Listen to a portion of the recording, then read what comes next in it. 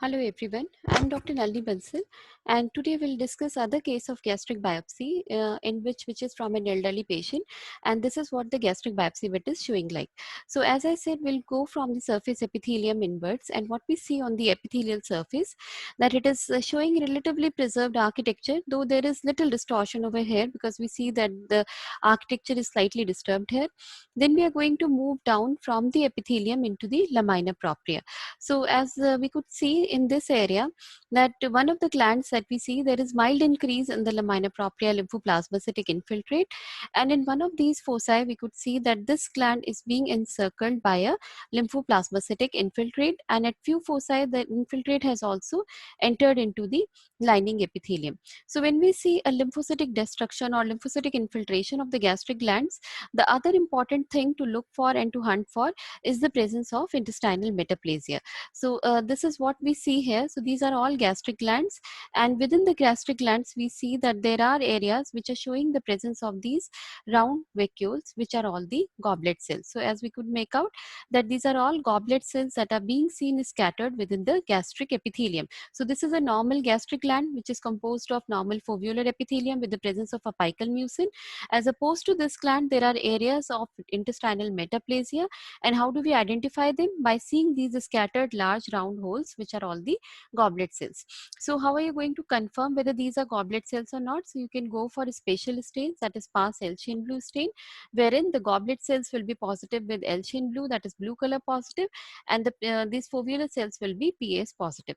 So there are also areas of hemorrhage in the lamina propria, which could have resulted in the erythematous appearance of the gastric mucosa. That is sometimes an endoscopic finding, and they'll send a biopsy to you for this only.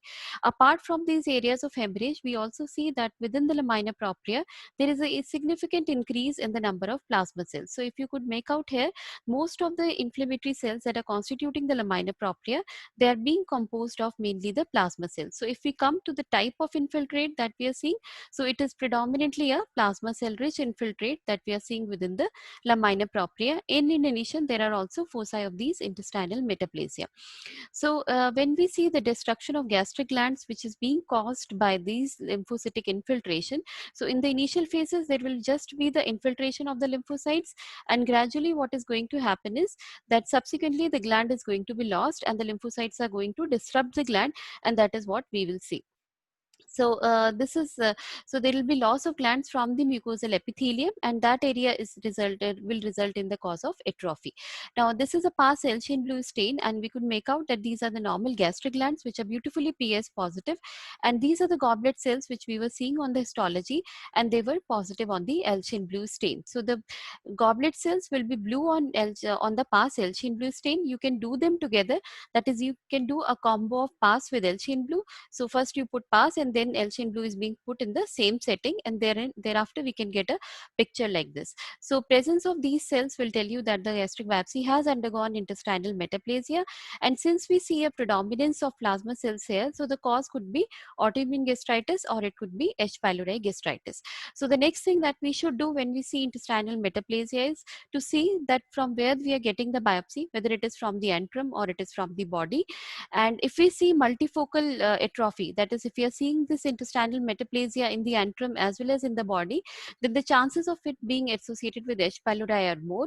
Whereas if you see this intestinal metaplasia and atrophy confined to the gastric body, then there are chances that it could be associated with autoimmune gastritis. So in those cases, we should also go and look for other findings, that is the absence of H. pylori and the presence of endocrine cell hyperplasia. So this is again a very important finding, because in this the patient usually presents with also vitamin B12 deficiency, and most of the times this is being done for malnutrition, and if there is atrophic gastric mucosa that is seen endoscopically, so then they are going to have this kind of a biopsy picture. So thank you so much. That was about chronic atrophic gastritis, and we'll see you again in our next video. Thank you all.